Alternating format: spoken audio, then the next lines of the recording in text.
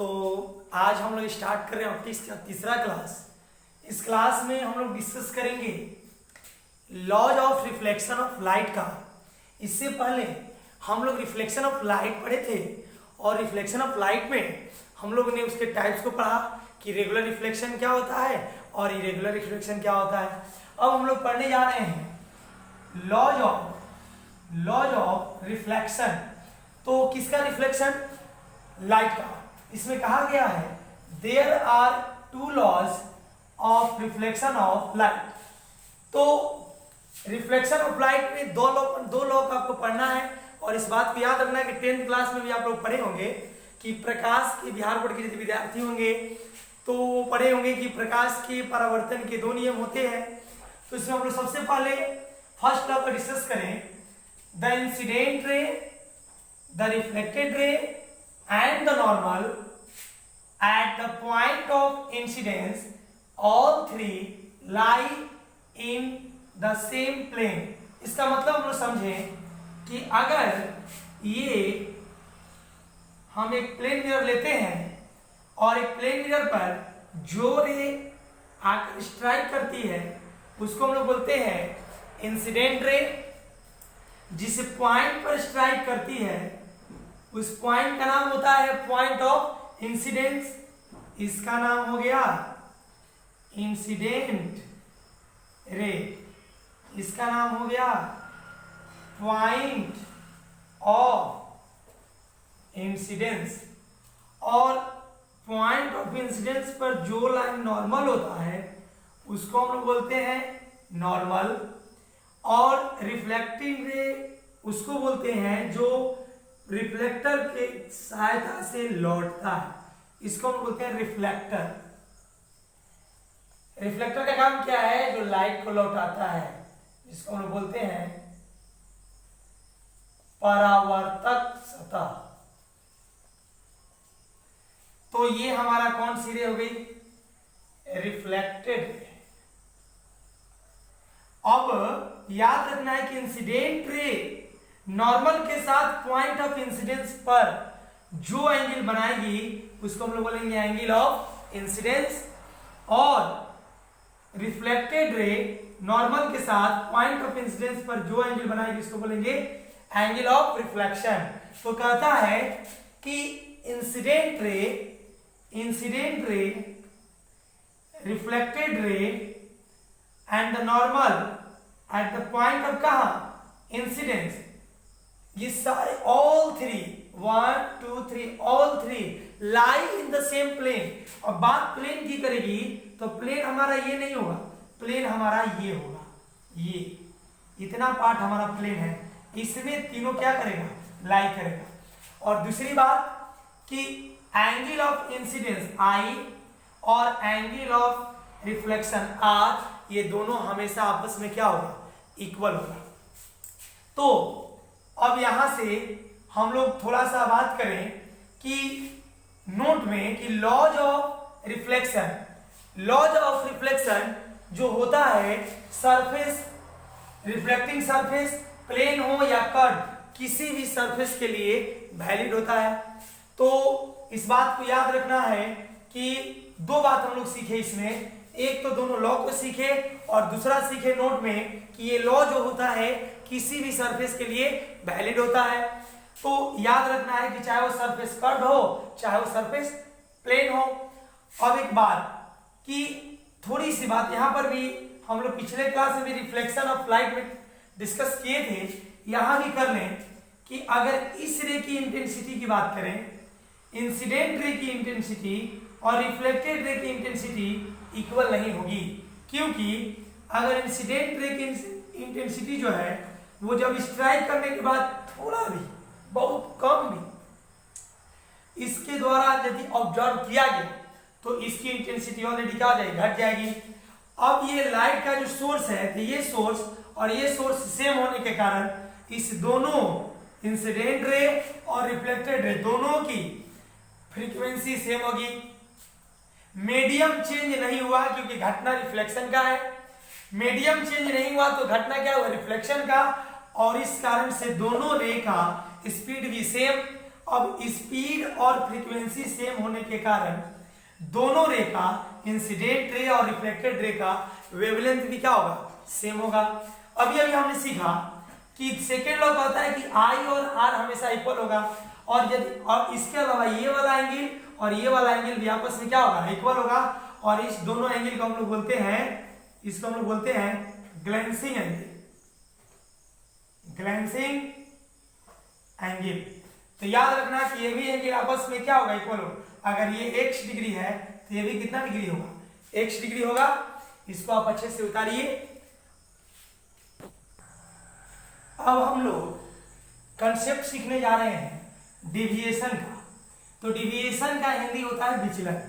इसमें होता क्या है कि when a ray of light suffers reflection its path is changed, its path is changed. कहने का मतलब क्या है कि एक प्लेन मिरर लेते हैं और प्लेन मिरर पर ये हमारा इंसिडेंट रे हुई और ये हमारा पॉइंट ऑफ इंसिडेंस हुआ, और यहां पर हमने क्या ड्रॉ किया, नॉर्मल ड्रॉ किया। तो अब यहां से ये वाला एंगल हमारा क्या होगा, आई। तो ऐसे हमारा जो रे गई वो रिफ्लेक्टेड रे हुई और ये हमारा क्या होगा, आर। तो अब अगर रे को फ्रीडम होता चलने का, कोई उसको रोकता नहीं, तो ये रे कुछ ऐसे चलती, लेकिन रे मिरर के कारण रिफ्लेक्ट होकर के उधर चली गई। तो अब रे में इतना दूर क्या हो, डेविएशन। और डेविएशन दो तरह से बता सकते हैं, या तो क्लॉकवाइज बता सकते हैं, नहीं तो एंटी क्लॉकवाइज। तो अगर इसको हम डेविएशन माने डेल्टा, एंगल ऑफ डेविएशन को हम डेल्टा लें, तो ये जो है हमारा प्रोसेस, ये क्या है, एंटी क्लॉकवाइज। तो एंटी क्लॉकवाइज। एक बात आप बताइए कि आई बराबर आर हमेशा आपस में होता है। तो एक बात बताइए, यहां से टोटल एंगल की तरफ 180, इसको लिख सकते हैं I plus R plus delta is equal to 180। और आप दोनों को उठाकर उधर ले जाइए, तो delta is equal to 180 minus I minus R. और आपको पता है कि आई बराबर क्या होता है, आर। तो आपका रिजल्ट जो होगा वो होगा angle of deviation is equal to 180 minus, अब आर की जगह आई लिखिएगा तो माइनस आई या माइनस आई 2i हो जाएगा, या delta is equal to 180 minus, यहाँ आर के आई के बदले आर रखे, अब आर के बदले आई रखे, तो यहाँ पर इसको चाहेंगे तो रिप्लेस करके हम लिख सकते हैं 2r।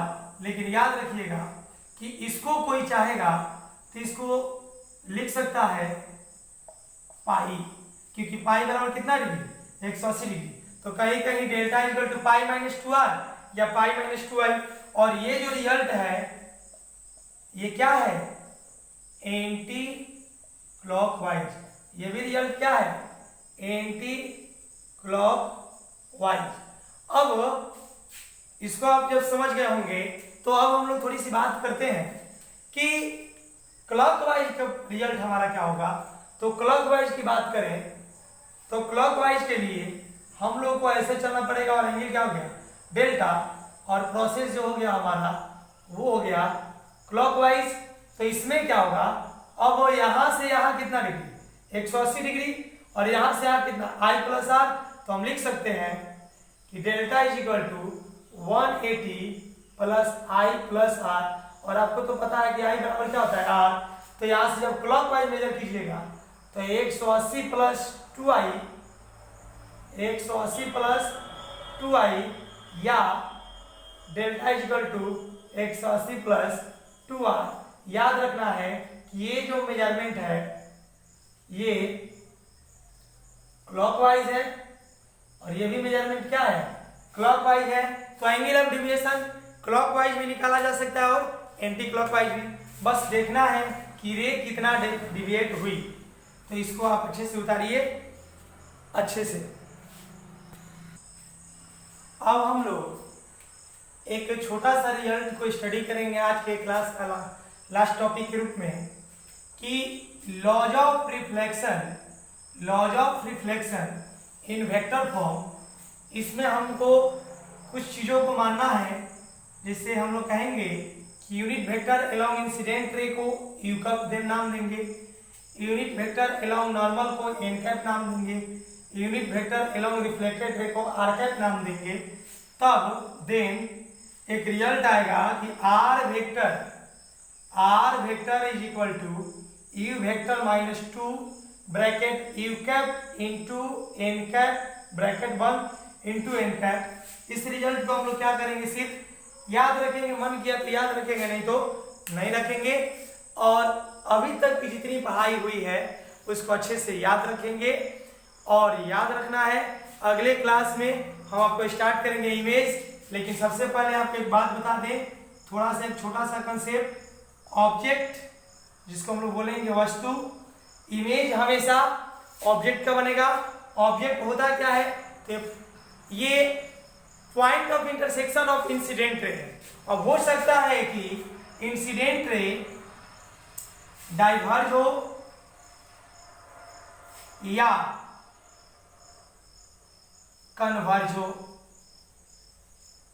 और रे कौन सी होगी, तो यहां पर जो रे होगी वो इंसिडेंट रे होगी।